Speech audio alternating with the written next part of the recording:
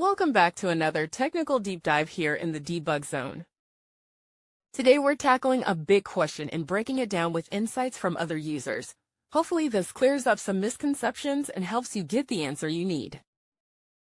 So buckle up, stay a little curious, and let's jump right in.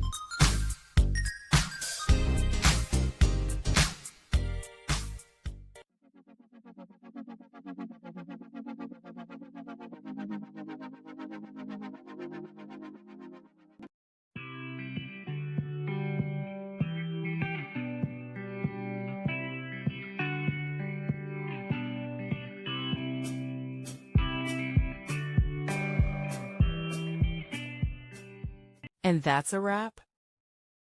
I hope you found the answer you were looking for. If you did, take a second to hit that subscribe button. It really helps out. And let me know in the comments which solution worked best for you. See you next time in the debug zone.